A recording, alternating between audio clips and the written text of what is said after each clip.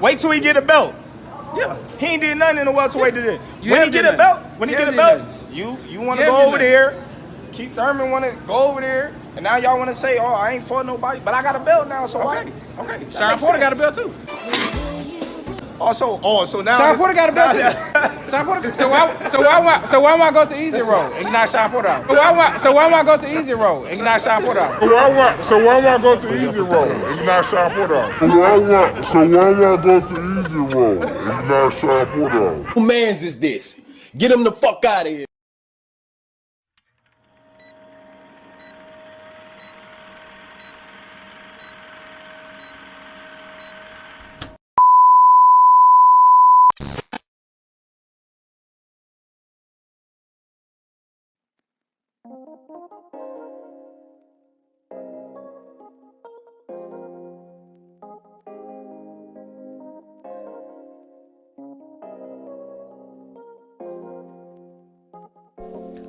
So what they do, YouTube? It's your boy King David in this thing, and I'm back at y'all again with another video.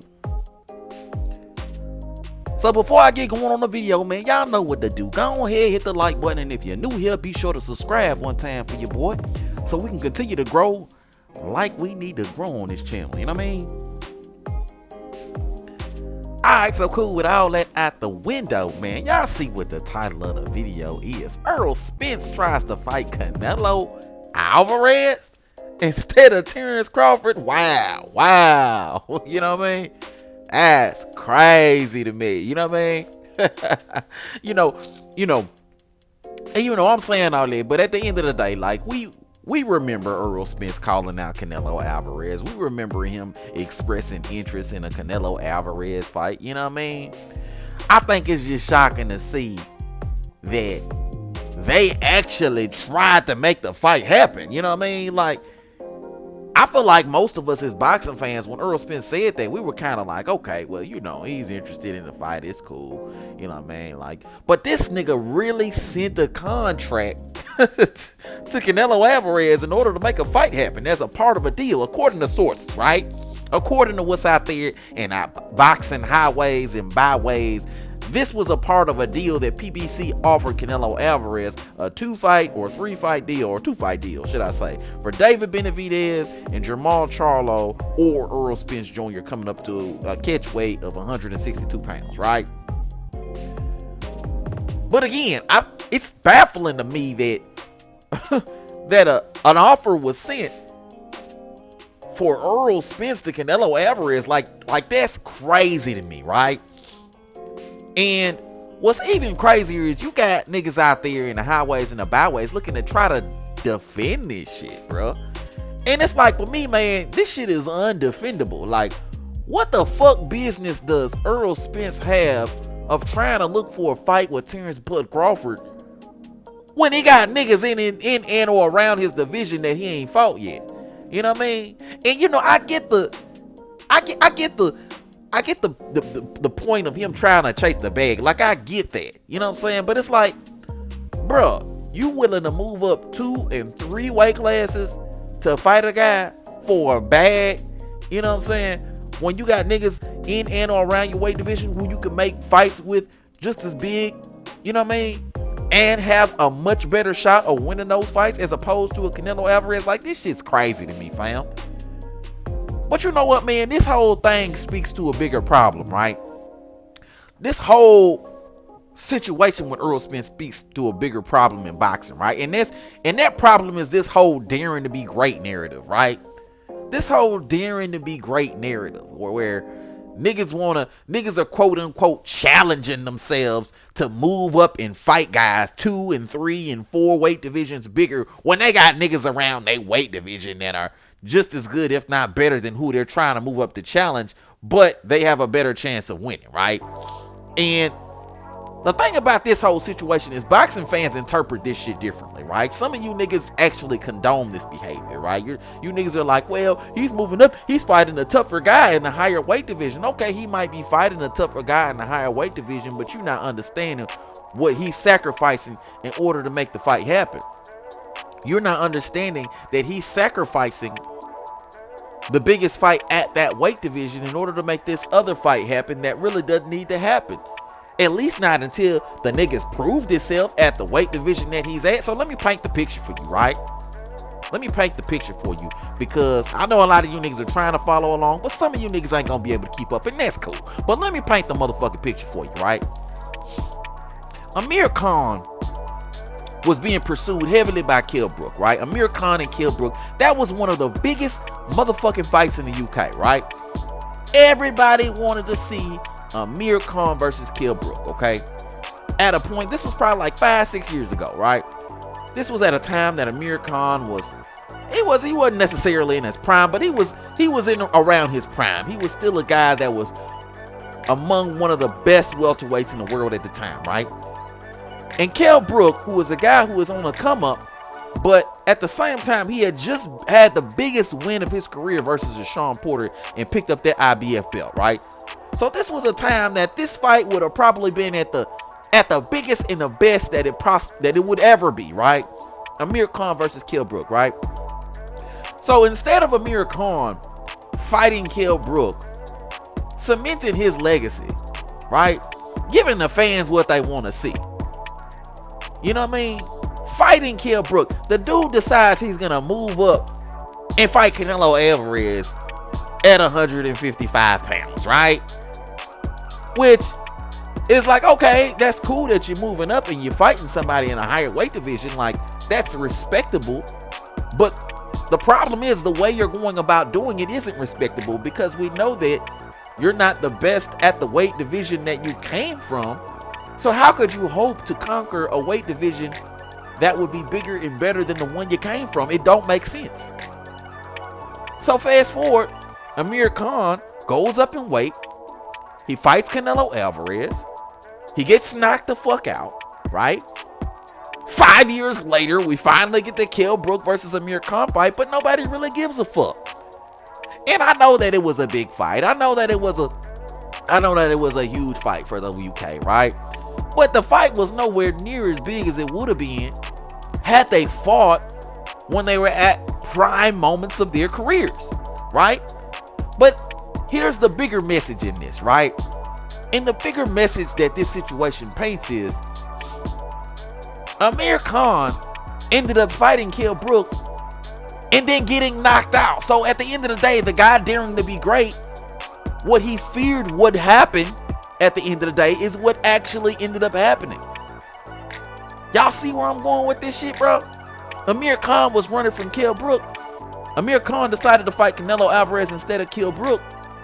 But then when he does get around to fighting Kell Brook, he gets knocked out. And it's like, in a sense, it takes away from the win, because that's not the same Amir Khan that it was 5 years ago. But at the end of the day, it should put a question in your mind whether or not that would have happened any goddamn way. Whether Amir Khan would have gotten knocked out the whole time 5 years ago. And it's like, bruh, is that really daring to be great, fam? Is that really daring to be great when you moving up in weight and you fighting guys that you ain't got no business fighting, when you got guys on your side of the street in your weight division calling you out for years, looking to fight you, and then you decide not to fight him but to move up and fight another dude you ain't got no business in the ring with?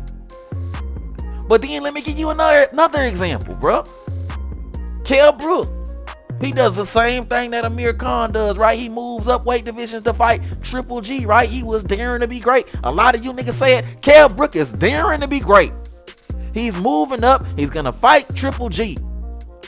2 weight divisions, he's moving up. This was at a time that Errol Spence was pursuing Kell Brook heavily. He was the IBF mandatory for that belt.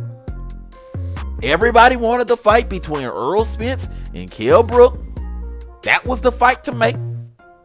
But what does Kell Brook decide to do? He decides to move up and fight Triple G because he's daring to be great, right? And then what happens with that? Kell Brook gets stopped. His eye gets busted. Okay? The very next fight after that, he comes back down, he fights Errol Spence, and he loses. So this whole daring to be great narrative, going up in weight and fighting, I mean, again, the same questions come to mind. Isn't it that Kell Brook and Amir Khan were avoiding the inevitable by going up in weight to challenge a bigger guy in a fight that they know 9 times out of 10 they're gonna lose, rather than fighting a guy in their weight division that everybody wants to see them fight? Because at the end of the day, man, we're not dumb as boxing fans. We know what the fuck going on. This ain't no daring to be great, because at the end of the day, it's like this. You niggas are literally fighting a guy that gives you a built-in excuse when you lose,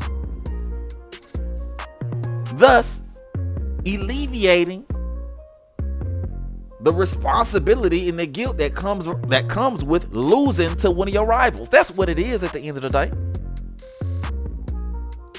It's easier to say, I lost because I went up in weight, I was trying to be great. It's easier to say that than it is to say I lost to the better man.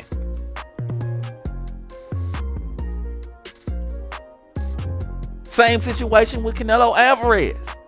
Canelo Alvarez decides he's going to fight Dimitri Bivol, right?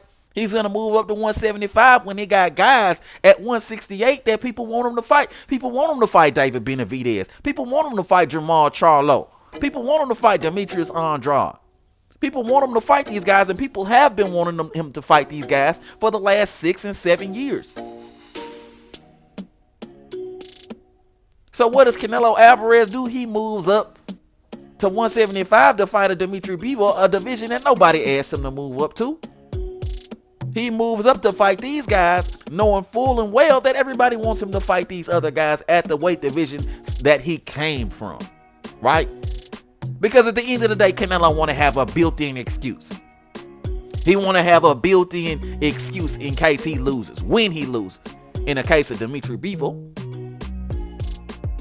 he wants to be able to say the weight was too much.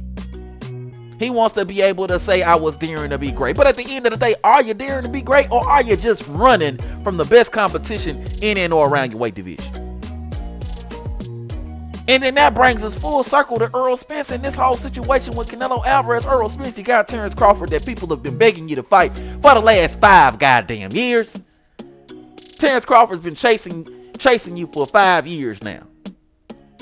Yet and still, you got the unmitigated gall, you got the nerve to look for a Canelo Alvarez fight, full and well, knowing full and well that everybody wants you to fight a Terence Bud Crawford. Are you daring to be great, or are you looking for a fight that gives you a built-in excuse?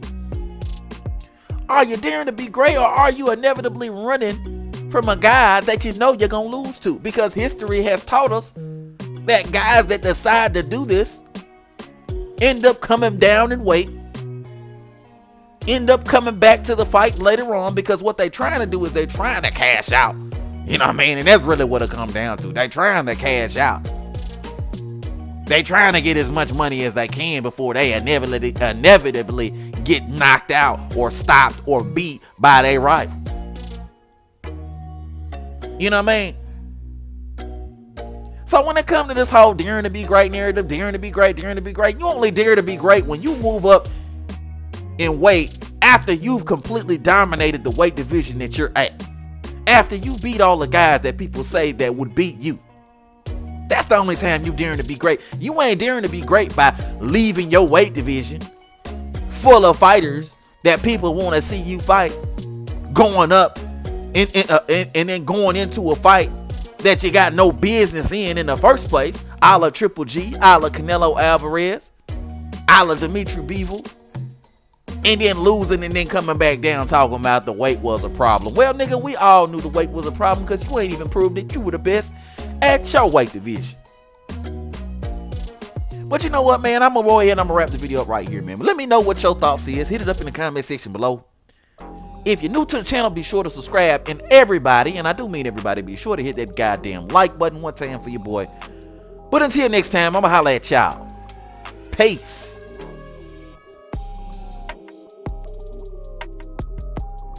The ongoing pound-for-pound debate, Canelo, took a significant step forward in what he did to Kovalev. Do you think he did pass you, or do you think... No? But Lomachenko, getting the 3rd belt.